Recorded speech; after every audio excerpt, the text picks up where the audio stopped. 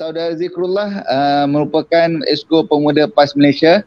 Beliau juga merupakan seorang penulis buku dan berasal daripada Penang lah kalau tak silap saya. Ya, dan kini dia adalah ahli Board of Director, betul tak Tuan Zikrullah? Board of Director NGOCC. Ya, Board of Trustee mewakili NGO alam sekitar. Mewakili NGO alam sekitar, Masya Allah. Dan juga kita ada saudara Aizat, wakil daripada Pergerakan Pemuda UMNO Malaysia, daripada Merbuk. Merbuk. Ya, saya. Seorang kerjaya dalam bidang undang-undang ke? Ya, peguam, seorang peguam. Seorang peguam, baik. Kita ada peguam, kita ada tokoh NGO malam ni. Kita bincang sampai lumat apa yang kita nak pada malam ni, insyaAllah. Baik, untuk mukaddimah pada malam ni, kita jemput lawyer kita dulu untuk saya nak tanya tentang UMNO ni. UMNO ni dia tak pernah bekerjasama dengan DAP. Dan dia ni tak pernah duduk sebantal, tidur sebantal, berpelukan dengan DAP. Tapi dia konsisten untuk bermusuhan dengan DAP. Sampai kita selalu dengar UMNO ni, no DAP, hashtag no DAP, walau apa pun yang berlaku. So kita nak tahu, kenapa UMNO ni dia memang tak boleh pergi dengan DAP? Bismillahirrahmanirrahim. Assalamualaikum warahmatullahi wabarakatuh. Terima kasih saudara Tuan Moderator, saudara Faizuddin, dan juga daripada rakan-rakan admin Facebook Pemuda Sungai Buloh kerana pada malam ni telah menyampaikan jemputan kepada saya selaku wakil daripada Pergerakan Pemuda UMNO Malaysia untuk turut bersama dalam sesi orang kata sembang yang cukup panas ni lah kan. Okey, saudara Faiz, persoalannya macam mana yang saudara Faiz lontarkan tadi, DAP ni amat tidak sinonim dengan UMNO. Maknanya DAP tidak pernah bersama dengan UMNO. DAP ni, parti DAP merupakan musuh nombor satu UMNO sejak daripada dulu lagi. Bukan apa, DAP ini sangat tidak boleh diterima sehingga kini pun kita tengok hashtag no DAP, no DAP, no DAP kerana UMNO ini kita belajar daripada sejarah sebenarnya. Sejarah telah membuktikan bahawa DAP ini sebuah parti politik yang tidak boleh kita terima kerana ideologi dia amat berbeza. DAP menentang segala segi mengenai hak keistimewaan orang Melayu. DAP parti politik yang liberal. DAP juga kalau kita tengok sejarah pergaduhan kaum yang terbesar dalam sejarah Malaysia 13 Mei 1969 itu tercetusnya apabila DAP pada ketika itu memenangi kerusi yang lebih dalam pilihan raya ketika itu. Jadi DAP ini telah sinonim dengan dia punya perwatakan yang liberal, dia punya kepembangkangan yang amat tidak boleh diterima, dan juga DAP menjadi sebuah parti yang saya gelar sebagai parti resis. Kerana apa? Kerana DAP tidak boleh terima bahawa UMNO yang menjadi pada ketika itu PAS juga bersama, dan kita telah memerdekakan negara ini, dan pada ketika itu kita ada kontrak sosial dalam perlembagaan persekutuan. Kontrak sosial itu yang DAP tidak boleh hormati. Parti DAP ideologi dia nak hak sama rata. Parti DAP ini dia tidak boleh terima perkara-perkara yang telah dimaktubkan dalam perlembagaan persekutuan yang memelihara raja-raja Melayu, yang memelihara hak-hak keistimewaan orang Melayu, orang Islam dan juga bumi putera di negara kita. Itulah DAP. Dan juga saya juga nak tengok DAP ini kita boleh katakan sebagai pelampau. Walaupun saya lihat saudara-saudara semua kita orang muda kita tahu parti UMNO ini juga parti yang bersifatkan agama dan juga bangsa, Islam dan juga Melayu. UMNO ini dia punya base, dia punya akar, dia punya asas adalah perjuangan Islam dan juga Melayu dan juga bumi putera. Tetapi DAP ini, walaupun kita lihat mungkin ada, kini kita boleh tengok DAP ada kepelbagaian kaum.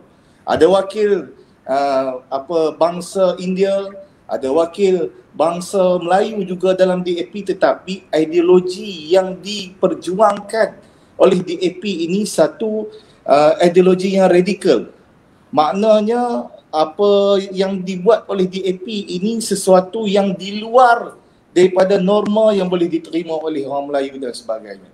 Jadi saya tengok DAP sepertinya kita tengoklah macam mana saudara Faiz kata, melampaunya apabila speaker daripada DAP, speaker DUN Selangor telah memperlekehkan, telah marah, telah mempertikaikan apabila adun-adun pembangkang memakai baju Melayu. Apa salahnya?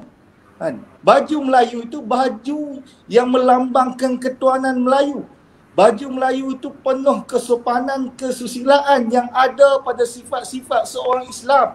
Jadi saya lihat perkara itu adalah perkara yang UMNO sangat-sangat tak boleh terima. Sehingga kan, ini saya kongsikanlah, apabila jatuhnya kerajaan Barisan Nasional, dan ketika itu Alhamdulillah UMNO telah berjinak dan juga bersama-sama dengan PAS untuk kita nak memulihkan balik keadaan, kita nak satukan balik bangsa Melayu dan Islam yang telah berpuluh tahun berpecah.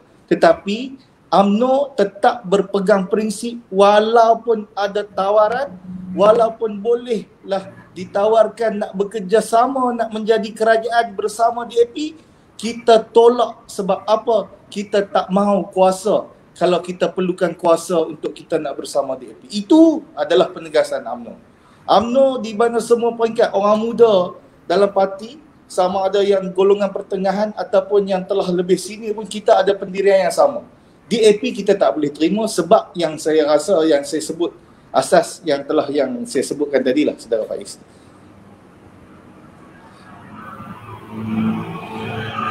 Baik, terima kasih kepada saudara Aizat. Ini memang mukadimah yang membakar. Saya rasa HQ DAP tu bergegar malam ni, insyaAllah. Ini kita bawa ni pemuda dan juga pemuda PAS ni kasih gegar itu Liang Guaeng lah. Baik, jadi kawan-kawan yang berada bersama dengan kita pada malam ni, terima kasih kerana bersama dengan kita. Sekiranya tuan-tuan bersetuju dengan apa yang dikatakan oleh saudara Aizat Wakil UMNO tadi, sila like dan share lebih banyak lagi kepada kawan-kawan kita yang ada, supaya ramai pemuda di luar sana faham tentang jangan takut untuk memperjuangkan bangsa kita sendiri, dan jangan malu untuk memperjuangkan bangsa kita. Jadi saya seterusnya saya jemput pula saudara Zikrullah Ismail, mewakili pemuda PAS. Dia ni ada pengalaman di Pening. Orang kata Pening ni negara Umar Abdul Aziz dan sebagainya, negara rahmatan lil alamin dan sebagainya. Jadi kita dengar daripada orang Pening sendiri apa yang dia dapat bila duduk dekat Pening, dipimpin oleh kerajaan DAP. Silakan. Yes, terima kasih kepada saudara pengurusi majlis, saudara Faizuddin. Jadi alhamdulillah pada malam ni kita dapat bersama untuk kita berkongsi dalam sesi perbincangan kita pada malam ni adalah sembang kencang. Okey, malam ni kita cuba kencangkan lagi apa yang kita nak bincang, iaitu soalan yang ditanya oleh moderator tadi adalah tentang kejahatan, sebenarnya merujuk pada kejahatan DAP. Sebenarnya kalau tadi kita dah dengar apa yang telah dibahaskan oleh saudara kita daripada pergerakan pemuda UMNO tentang kejahatan DAP yang kita nampak terbaru di Selangor. Tapi sebenarnya kalau nak cerita pasal jahat DAP ni, kena tengok kat Penang. Sebab apa? Kat sinilah di mana jantung DAP ada, kat sinilah di mana kepala DAP ada, kat sinilah kalau orang kata kesetanan itu ada di kita boleh tengok DAP ni. Cuma satu benda yang kelicikan DAP ni adalah mereka sangat bijak berpura-pura lah. Sebab tu seperti mana yang dijelaskan oleh saudara saya tadi, saudara Aizat, tentang macam mana betapa UMNO tak boleh nak boleh bersama dengan DAP ni. UMNO memang dapat bau tahap agenda sulit DAP tu. Dan walau bagaimanapun PAS sendiri pun telah, sebab kadang bila benda berlaku ni kita eksperimen. PAS sendiri pernah eksperimen bersama DAP. Maksudnya kalau sebelum ni UMNO hanya cakap-cakap daripada luar, tapi pengalaman PAS bersama DAP pada ketika pilihan raya selepas 2008 dan bersama Pakatan Rakyat, kita mula-mula kita boleh okey lagi. Duk ingat betul lah dia punya retorik dia tu Malaysia macam-macam lah untuk semua rakyat Malaysia. Tapi makin lama makin hari pimpinan kita, contohnya peringkat Pulau Pinang, makin dapat nampak jelas apa yang ada pada DAP. Maksudnya pengalaman PAS bersama DAP melalui Pakatan Rakyat ini memang kita berjaya membuktikan akan kejahatan DAP. Cuma saya nak cakap tentang apakah kejahatan DAP ni adalah, bahasa mudah adalah DAP ni adalah penjajah. DAP ni adalah penjajah. Sebab kita semakin jelas, maksudnya dia seolah-olah menjajah dalam untuk rakyat dia sendiri. Sebab benda ni berdasarkan pemerhatian saya sendiri pun memang juga merupakan Exco Pemuda PAS Negeri Pulau Pinang, yang mana saya banyak terlibat dengan lajnah ataupun biro berkaitan dengan tanah, berkaitan dengan alam sekitar. Jadi saya banyak engage dengan isu-isu yang mana kita lihat polisi-polisi pembangunan yang dibuat oleh DAP. Jadi benda yang besar yang saya nampak kejahatan DAP ni adalah bagaimana mereka ni menggunakan pendekatan, dia punya tu menggunakan pendekatan pembangunan melalui polisi pembangunan, melalui dasar pembangunan itu. Di dalam itu adanya resis, adanya chauvinis di dalam itu. Sebab itu orang-orang yang kita nampak, contohnya di kalangan yang so called macam PH ni, yang orang panggil yang banyaknya orang jenis bubble, bangsa bubble, yang jenis uneducated middle class ni, depa hanya depa hanya baca selapis. Maksudnya depa baca selapis ni macam mana? Depa hanya nampak DAP kata kita ni sentiasa adil untuk social justice, kita ni tak bezakan, kita ni Malaysia. Hakikatnya haprak Malaysia pun depa tak boleh nak dapat benda tu. Depa tak dapat kotakan benda tu. Kita tak setuju dengan Malaysia pun, tapi mereka sendiri Malaysia yang mereka kata mereka tak boleh buat. Sebab apa? Kita melihat dalam polisi yang mereka buat, mereka dalam perancangan polisi, sebab saya ada merujuk berapa dia punya contohnya rancangan struktur negeri, bagaimana plan pembangunan yang mereka buat memang jelas. Kita tengok kawasan-kawasan Melayu tu dia akan cuba, maksudnya kawasan tu memanglah memang kawasan tu sebahagiannya adalah tanah kerajaan, tapi bila dah lama duduk pun dia cuba untuk nego lah sekali nak bagi dapat kepada kroni-kroni hartanah dia. Jadi akhirnya dalam perlawanan yang ada tu, macam mungkin Saudara Aizat Peguam boleh nampak lah bagaimana liciknya permainan pemaju yang ada ni. Akhirnya orang-orang kelas bawahan yang majoritinya adalah Melayu tewas dengan permainan yang ada. Sebab apa? Antara contoh yang saya nak bagi contoh besar, projek yang besar yang sedang DAP nak buat adalah projek PTMP, Penang Transport Master Plan. Dalam Penang Transport Master Plan dia nak buat orang panggil LRT.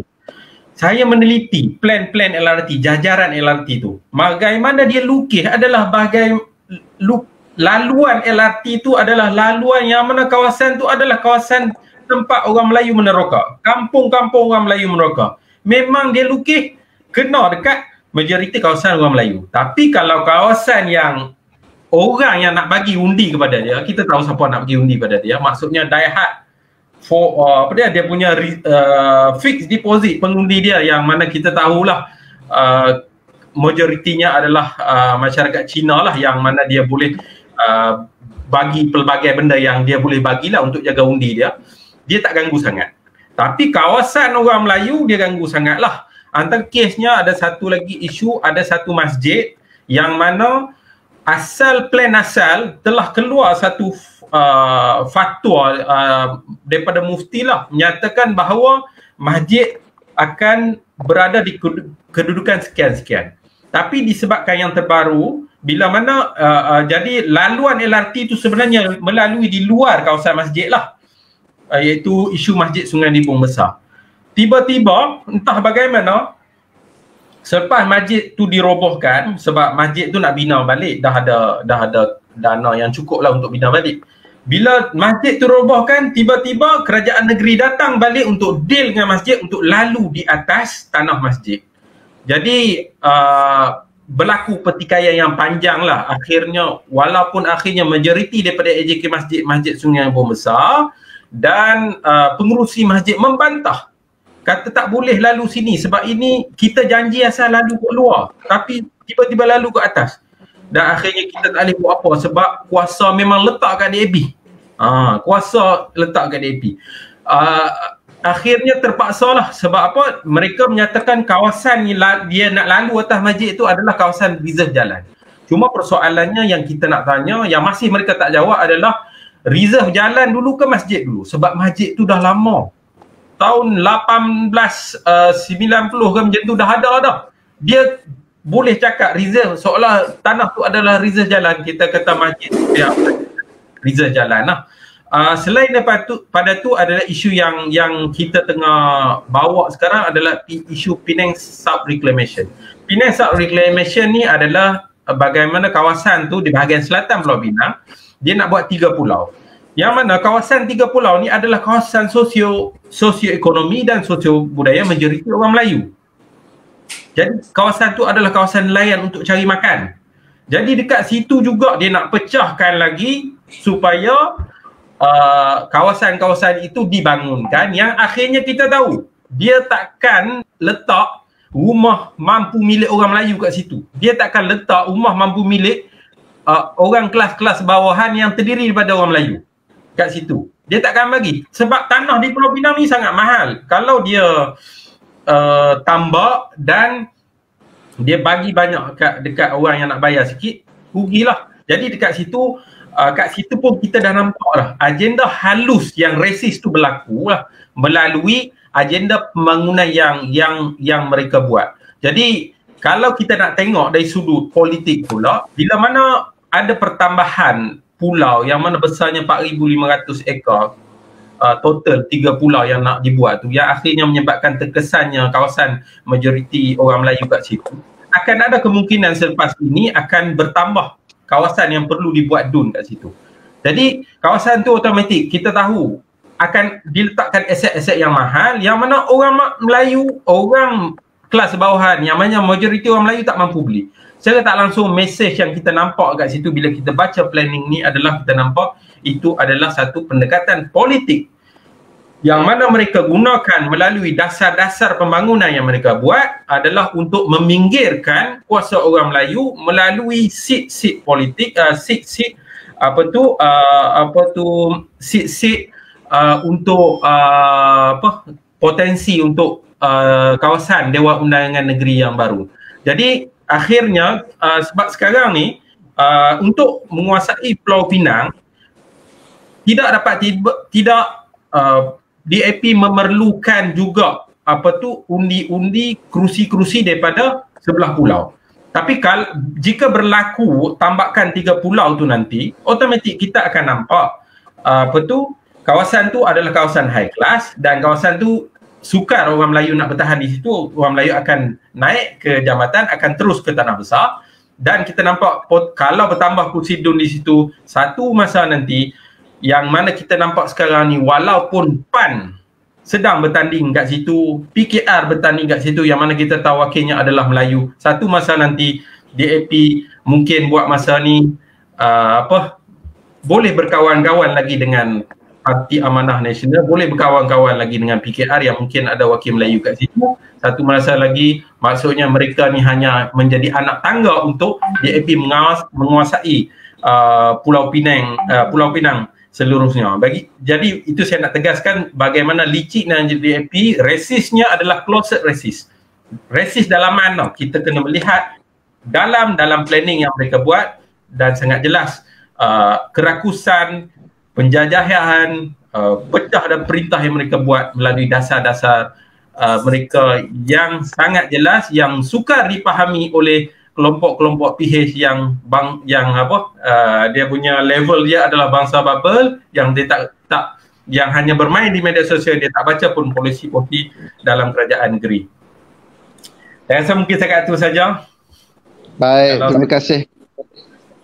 Baik, terima kasih Tuan Allah di atas penerangan. Dahsyat juga dia punya senarai-senarai isu yang kita lihat tadi, isu buat jalan atas masjid, buat atas kampung orang Melayu, sehingga kan mungkin kita boleh lihat orang Melayu akan seolah-olah ditendang keluar ke tanah besar dan sebagainya. Jadi kita lihat inilah jantung DAP yang secara perlahan-lahan menggunakan kuasa kerajaan negeri meminggirkan orang Melayu sedikit demi sedikit pada masa yang akan datang. Baik, kita dah dengar tadi tentang kejahatan ataupun orang panggil rasisnya DAP ni, dan juga bagaimana DAP ni disifatkan sebagai penjajah oleh saudara Zikrullah tadi. Kita nak dengar pula daripada pemuda UMNO.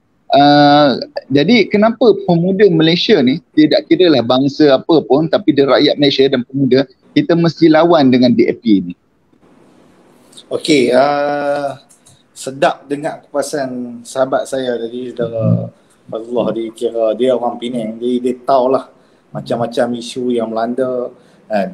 Dan kalau macam kami ni yang walaupun di Kedah di sebelah Penang ni, kita dapat baca pun kat media sosial kan, Suara Abang dan juga daripada perkongsian kawan-kawan di sana lah. Tapi terima kasih lah saya ucapkan.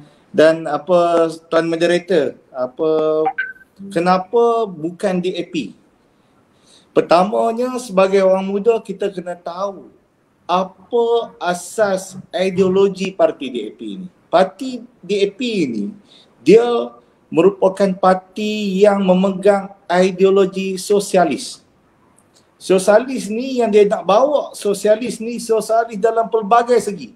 Sosialis daripada segi ekonomi, sosialis daripada segi pendidikan, sosialis daripada segi kuasa. Bermaksud DAP ni dia nak memperjuangkan hak sama rata. Itu perkara pertama bagi saya sebagai orang muda.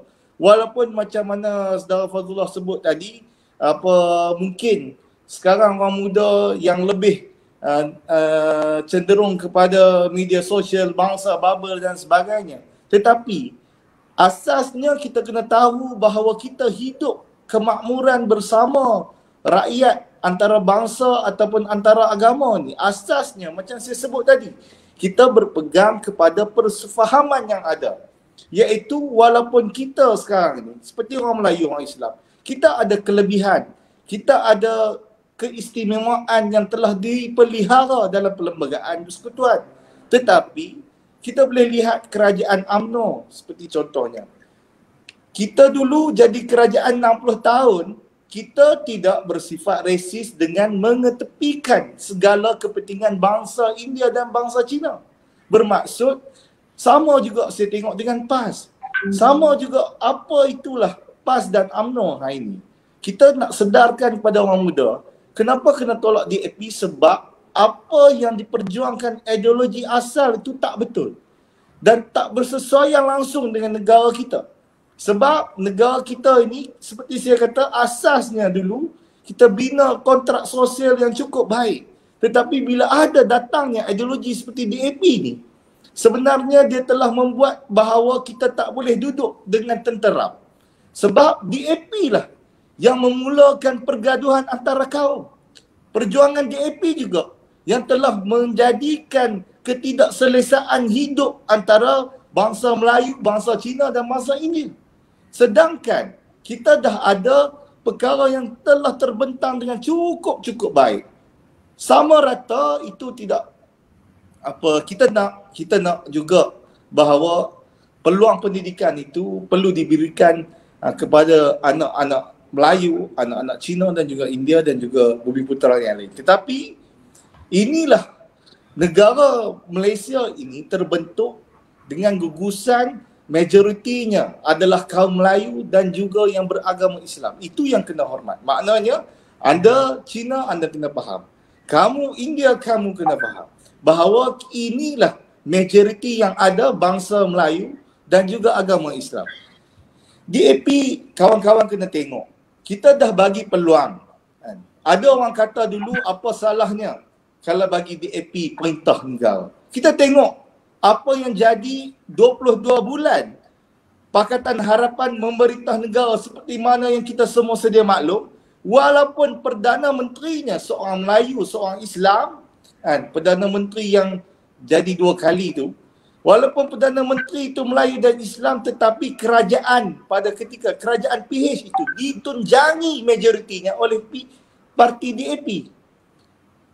Pemimpin DAP yang menjaga soal ekonomi dan kewangan negara. Pemimpin DAP dan yang juga mencorakkan segala dasar yang dilakukan oleh parti kerajaan PH pada ketika itu. Dan kita tengok bagaimana satu persatu perkara yang cukup sensitif, yang cukup tidak boleh diterima, yang menjejaskan kesejahteraan dan kemakmuran antara kaum pada ketika itu DAP sentuh. Mana dasar ekonomi Bumiputera?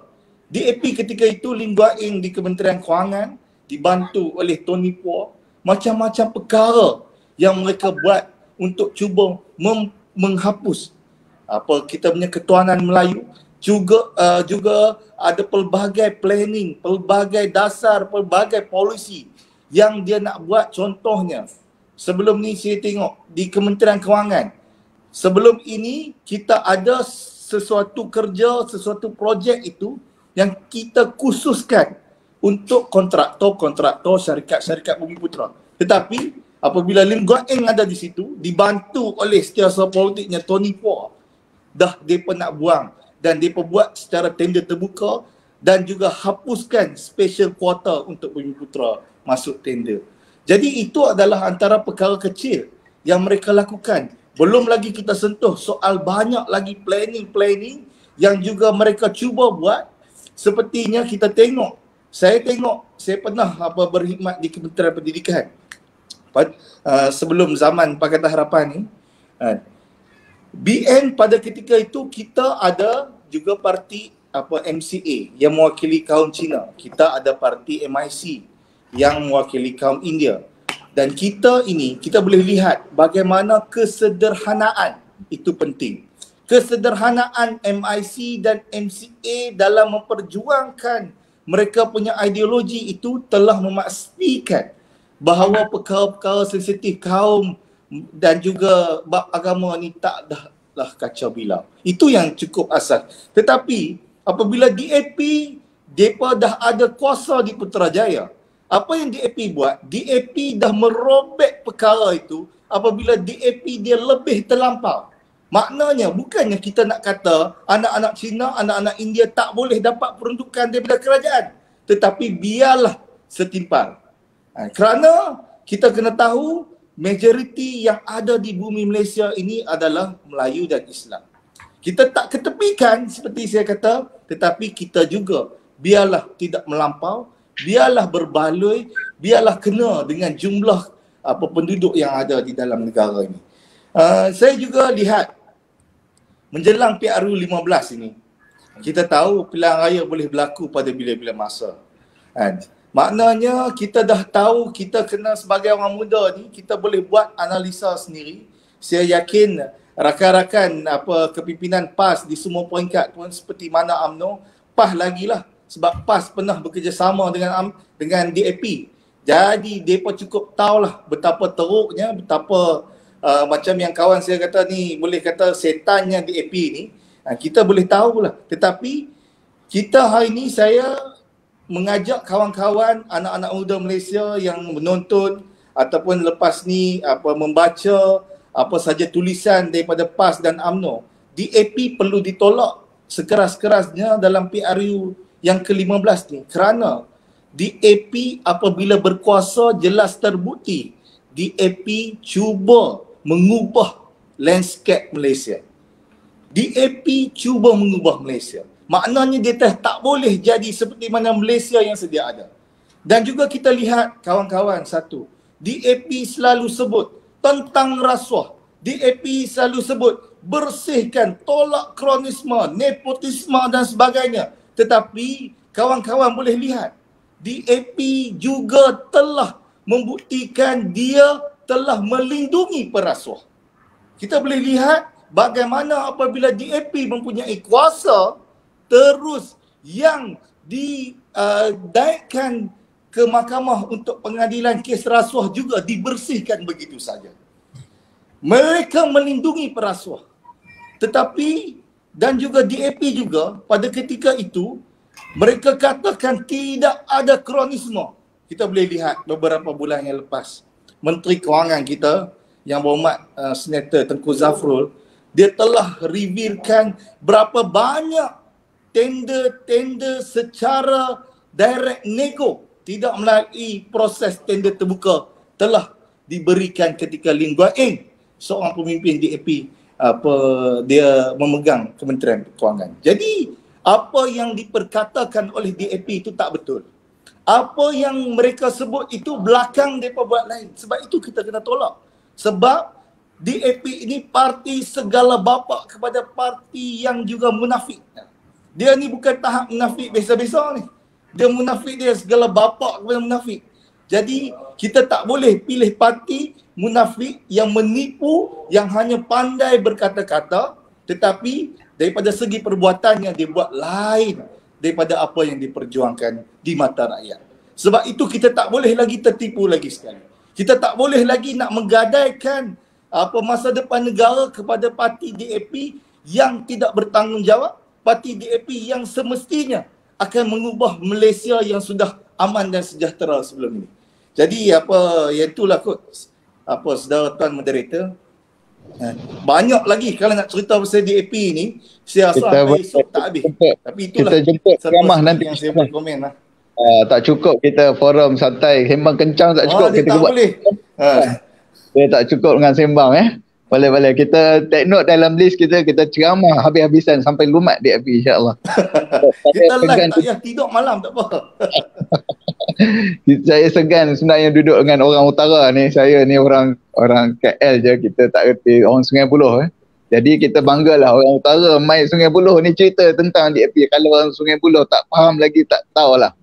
Orang luar main sini main cerita tentang DAP dan sangat jelas apa yang dikatakan oleh saudara Aizat tadi dan kawan-kawan yang setia bersama dengan kita. Terima kasih sangat-sangat saya ucapkan dan minta tolong untuk share lagi. Share lagi. Kita ada satu lagi daripada Tuan Zikrullah.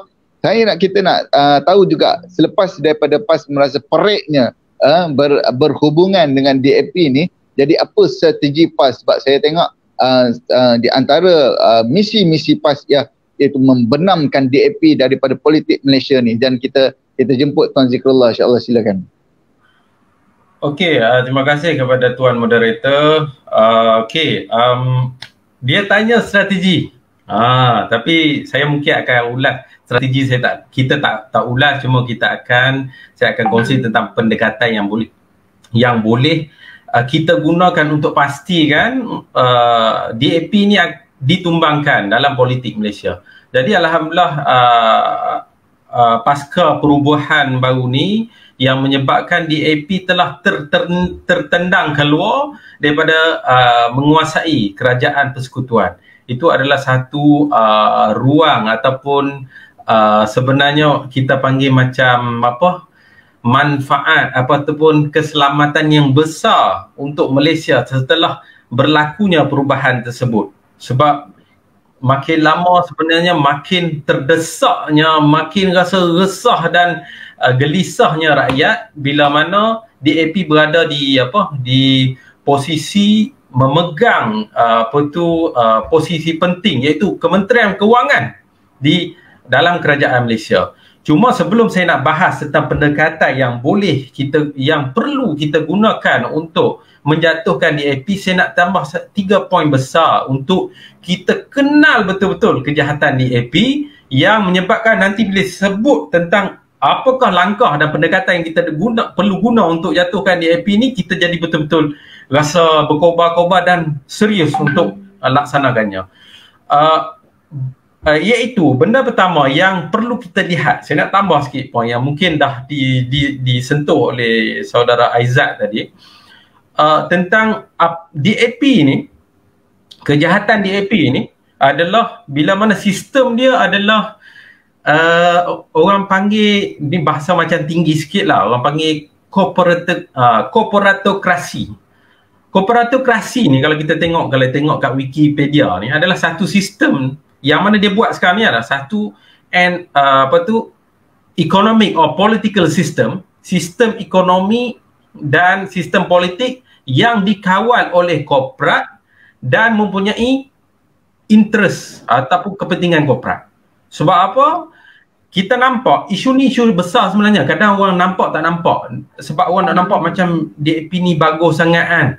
Sebab apa? Perasan tak sehari dua ni DAP dengan anak-anak, orang panggil bukan anak-anak lah, dia punya orang-orang suruhannya, Umani ke apa di Universiti Melaya tu telah melancarkan, mengeluarkan satu statement yang jelas menghina Yang di-Pertuan Agong.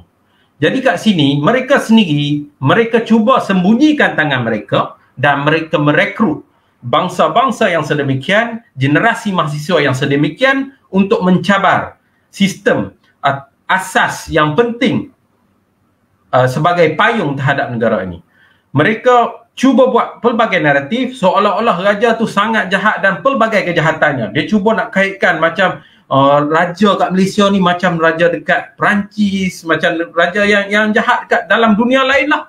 Sebab jauh beza, jauh panggang dari api nak bandingkan sistem raja di tempat kita yang bukan sepenuhnya pun dia adalah sistem raja berperlembagaan yang telah ada check and balance yang tertentu. Dia cuba nak bawa satu naratif untuk orang takutkan dengan sistem raja, cuba mendedahkan seolah-olah raja ni boleh dominate semua benda dalam sistem negara kita ni. Padahal dalam masa yang sama mereka sendiri memperkenalkan satu bentuk macam raja yang baru, iaitu korporat mereka. Sebab apa? Saya ambil contoh dalam kes di Pulau Pinang lah. Bagaimana hebatnya mereka menyerahkan kuasa kepada korporat-korporat dan kepada kroni mereka. Sebab saya rujuk satu kenyataan yang dikeluarkan oleh gerakan pada tahun 2014 kalau tak silap saya, dan Barisan Nasional Pulau Pinang lah, yang mana kenyataan ini tak dinafikan oleh DAP, yang menyatakan daripada sejak 2010 sampai ke 2016 tanah-tanah hak milik kerajaan negeri sebanyak 5,446.8 ekar telah diserahkan, telah dijual kepada korporat-korporat. Jadi dekat sini lihatlah bagaimana mereka cuba nak memindahkan hak milik tanah ini yang asalnya patutnya bawah negeri, yang masih ada kuasa rakyat untuk check and balance semula, diserahkan kepada korporat-korporatnya. Jadi ini yang kita katakan dia cuba nak, dalam konteks Pulau Pinang ni, dia cuba untuk pindahkan kuasa itu supaya korporat-korporatnya menguasai aset-aset kerajaan negeri. Jadi benda ini memang jelas dah di Pulau Pinang sejak 2010 ni, dia nampak selalu agresif. Sebab berbanding kita tengok dalam ni selama 40 tahun BN memerintah, sebelum itu di bawah gerakan semua, baru 2,685 ekar sahaja yang dipindah kepada korporat-korporat. Jadi berbeza tau. DAP 2008 sampai 2016 baru berapa tahun, dalam tak sampai berapa tahun pun dia lebih lagi tanah diserahkan kepada korporat-korporat. Maksudnya dia nak bagi kuasa korporat dan kroninya lebih. Jadi dalam keadaan dia mengkritik raja-raja, tapi mereka ini juga melakukan satu penguasaan, maksudnya total untuk penguasaan terhadap tanah-tanah ini, mereka lebih dahsyat daripada apa yang mereka cuba kritik raja-raja. Seterusnya tentang mereka ni yang disebutkan oleh Saudara Aizat tadi juga, mereka ni adalah tidak telus dan tidak jujur. Bagaimana yang mereka tak telus dan tidak jujur tu? Macam kes baru ni apabila Menteri Kewangan telah dedahkan, menyatakan ini tentang direct nego. Sedangkan sebelum ni mereka lah seolah-olah juara pasal direct nego ni, seolah-olah mereka lah seorang juara untuk menghalang direct nego ni. Hakikatnya mereka sendiri pun buat. Cuma dalam konteks Penang sebenarnya mereka juga melakukan satu konsep orang panggil request for proposal. Maksudnya mereka bukannya open tender, tapi bila bercakap depan orang, mereka cakap mereka open tender. Hakikatnya bukan open tender, adalah request for proposal. Request proposal ni sebenarnya macam dia minta proposal dan dia boleh pilih yang mana dia nak. Maksudnya kalau dia setting 4, last kali dia nak 1, Sama aja hakikatnya, seolah-olah direct nego juga. Jadi seolah begitu sucinya dia cakap dia ni hanya open tender, padahal dia adalah menipu dan dia tak transparent. Satu benda lagi besar yang saya nak sebut tentang bahawa DAP ni adalah, mereka ni adalah anti identiti asal. Jadi apa yang jadi dalam konteks Pulau Pinang, walaupun mereka cakap mereka ini adalah Malaysia, sebenarnya mereka ni cuba nak bawa naratif lain terhadap landscape Pulau Pinang. Bahkan tak pergi ke Malaysia pun. Mereka pergi kepada pendekatan orang panggil apa, citizenization, orang panggil apa, pencinaan. Benda ni sangat jelas sebenarnya. Kalau siapa datang ke Pulau Pinang, memang kita nampak jelas apa-apa saja melibatkan bangunan, melibatkan tanda, melibatkan apa yang kena pada apa pengundi-pengundi dia, yang mana majoriti adalah daripada Cina, memang jelas dia bagi. Tapi kalau bila kita cakap contohnya di Pulau Pinang ada satu kampung iaitu nama Kampung Batu Uban, di mana di situ adalah tempat kiranya tempat pendaratan paling awal orang yang antara orang yang mula-mula buka Pulau Pinang, iaitu Nakhoda dan Intan. Jadi naratif ini tidak diangkat. Maksudnya orang Melayu, orang Islam sendiri, yang mana orang dalam rumpun Nusantara yang memang membuka Pulau Pinang, orang lebih datang lebih awal di Pulau Pinang, tidak diangkat naratif itu. Mereka menggunakan untuk terus mengangkat naratif bahawa orang panggil franchise light. Maksudnya mereka menunggang sejarah penjajahan untuk mengelak daripada kita angkat balik sejarah yang lebih awal daripada itu, bahawa tanah ini, tanah Pulau Pinang ini adalah tanah yang ikut daripada sejarahnya.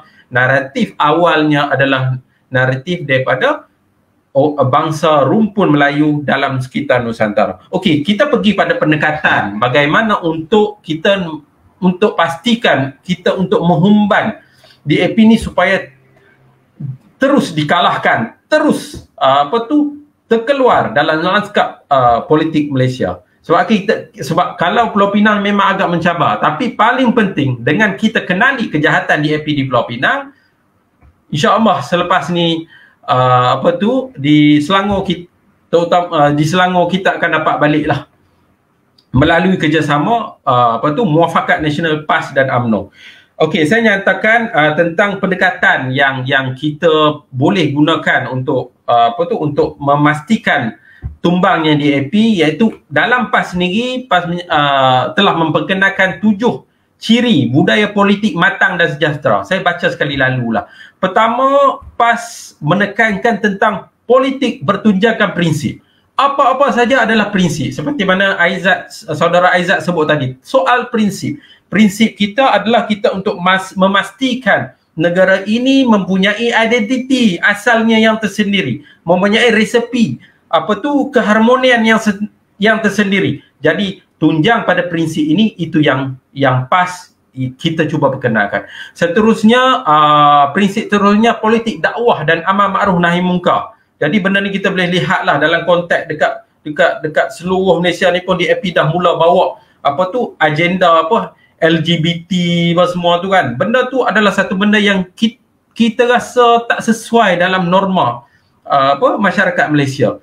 Jadi kalaulah maksudnya kita dengar kan Lee Kuan Yew selalu sebut politik amal makruf nahi munkar. Apa hakikatnya yang dia faham amal makruf nahi munkar ni? Sedangkan dia tak nampak nilai-nilai songsang yang dia bawa melalui ideologi parti dia itu adalah tak kena dengan amal makruf nahi munkar. Seterusnya politik penyelesaian berasaskan Islam. Seterusnya politik utamakan rakyat, bukannya utamakan kroni dan korporat dia. Seterusnya politik yang damai dan diplomasi. Maksudnya kita damai, kita bincang elok-elok, bukannya kita nak buat huru-hara sana sini, disebut ganggu agung lah semua. Bukan begitu. Seterusnya politik benar, bukan persepsi, dan akhirnya politik rasional dan proporsional. Jadi itu adalah asas yang memang PAS cuba bawa melalui BPMS. Saya nak bagi 3 poin utama untuk kita nampaklah pasal DAP. Akhirnya, pertama sekali, pendekatan yang perlu bawa adalah kita kena mengenal pasti tentang untuk memfokuskan tentang kelemahan pentadbiran DAP di Pulau Pinang untuk kita war-warkan kepada seluruh Malaysia, iaitu pendekatan pecah perintah, tak hormati lanskap penduduk asal, iaitu yang majoriti orang Melayu, itu kita kena pasti dan kita kena sebarkan kepada seluruh Malaysia. Yang seterusnya kita kena dedahkan segala master plan DAP yang mana dia buat di Pulau Pinang, iaitu antara plannya, contohnya dia buat pembangunan yang mana di dalamnya ada unsur resist, closet resist, embedded resist dalam dia punya polisi pembangunan tu, kita perlu dedahkan. Dan seterusnya kita kena dedahkan kosongsangan nilai ideologi politik yang DAP telah cuba nak tawarkan kepada Malaysia, seperti mana yang telah dijelaskan oleh saudara kita tadi daripada Pemuda UMNO Malaysia, saudara Aizat. Jadi saya rasa setakat tu saja untuk menjawab soalan tersebut. Baik, insyaAllah kita memang makin marah dengan apa yang DAP. Saya rasa nak sambung je forum kita pada malam ni, tapi memandangkan kita dah hampir 50 minit bersiaran dan hampir 250 tadi 240 bersama dengan kita, dan kita ucapkan terima kasih kepada mereka yang bersama dengan kita pada malam ni. Jadi saya tak buka soalan kepada tuan-tuan, minta maaf kita dah lama sangat malam ni. Kita sebab malam ni pun malam Jumaat, esok masih ada yang nak bekerja dan sebagainya. Jadi saya jemput saudara Aizat sikit je untuk penutup malam ni, pesanan terakhir kepada pemuda-pemuda di luar sana, insya-Allah.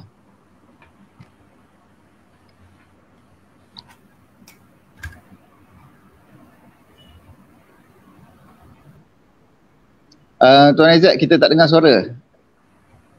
Cik Aizat. Hello. Suara tak dengar. Hello. Ya. Minta maaf ada kesilapan teknikal sikit.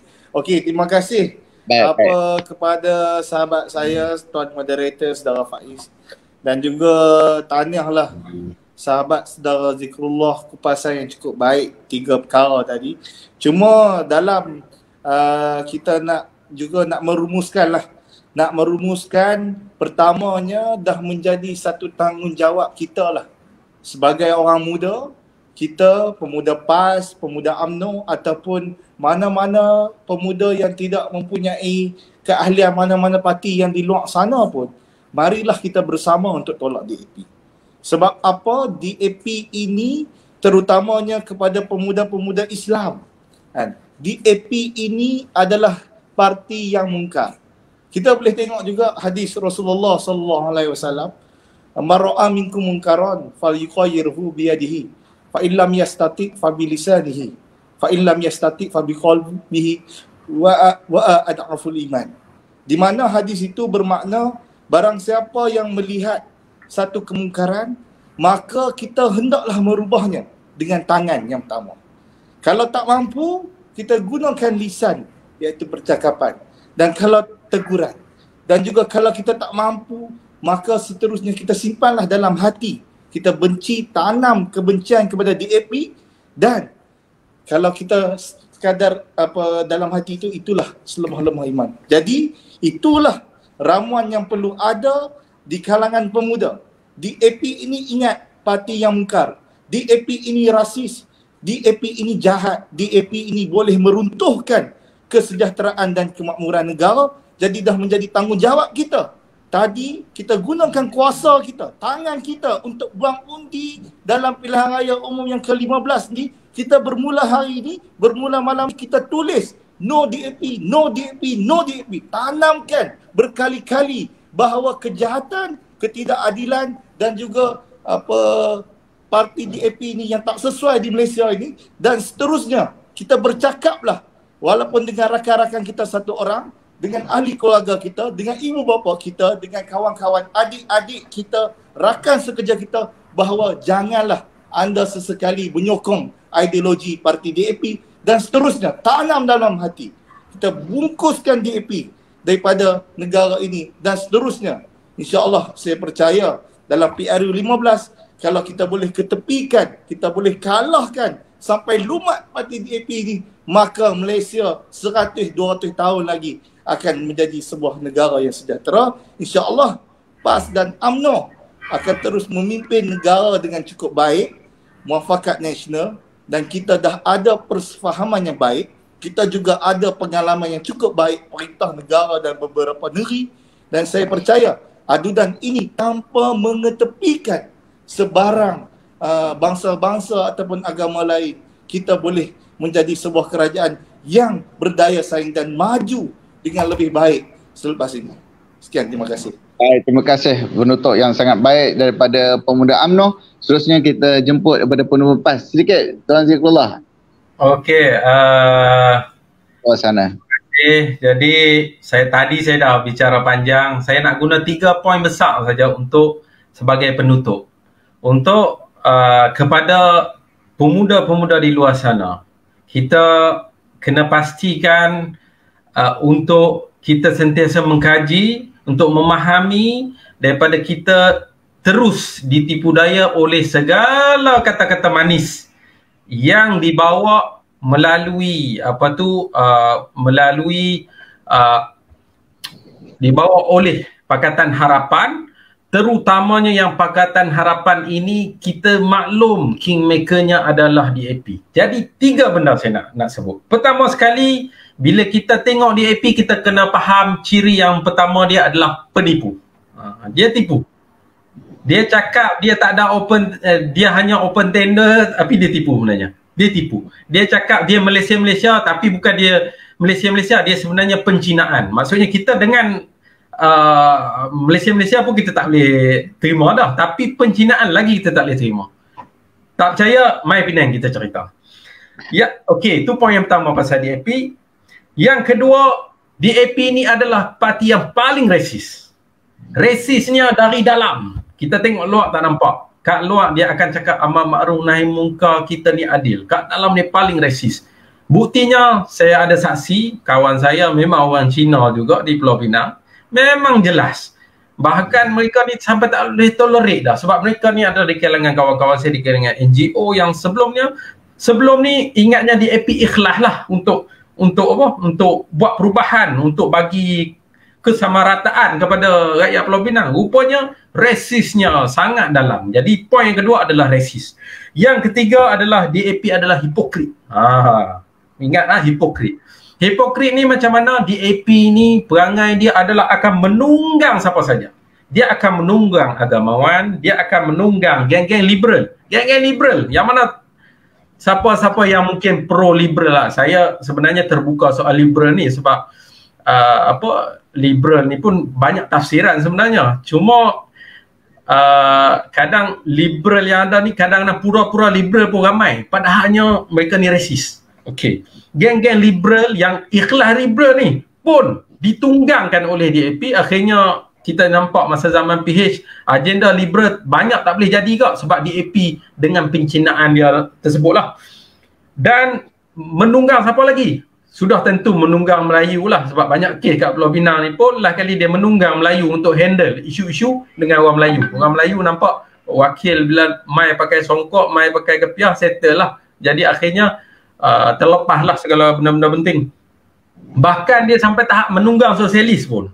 Dia mengaku dia sosialis, tapi dia menunggang saja sebenarnya. Mereka ni hipokrit. Dia pun tak bawa agenda lain. Mereka bawa adalah agenda politik nafsu mereka, agenda politik muka mereka, dan agenda politik yang merosakkan keharmonian, merosakkan identiti asal resipi harmoni Malaysia yang telah ada selama ini. Jadi mereka mengkritik orang lain, kritik BN, kritik PAS, kritik semua benda.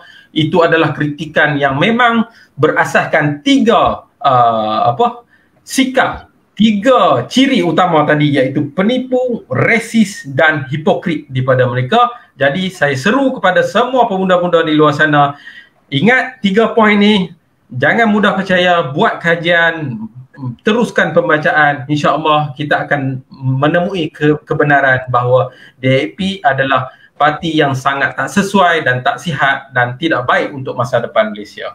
Sekian. Baik, terima kasih kepada Waalaikumsalam warahmatullahi wabarakatuh. Terima kasih kepada Tuan Zikrullah ya. Penipu, hipokrit dan ya itu daripada saudara Aizat, tolak DAP, no DAP.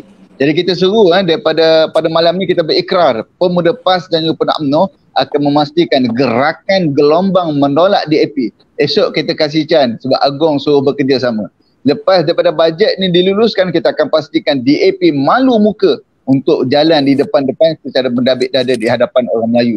Dan selepas daripada ni, kita akan pastikan semua orang Melayu, semua mereka yang tak sebulu dengan resis, penipu dan juga hipokrit ni, kita akan pastikan kita tolak mereka dalam PR15 yang akan datang. Terima kasih kepada kami, kepada semua yang bersama-sama pada malam ni, yang setia bersama dengan kami, Pemuda Sungai Buloh, merakamkan ucapan jutaan terima kasih kepada semua.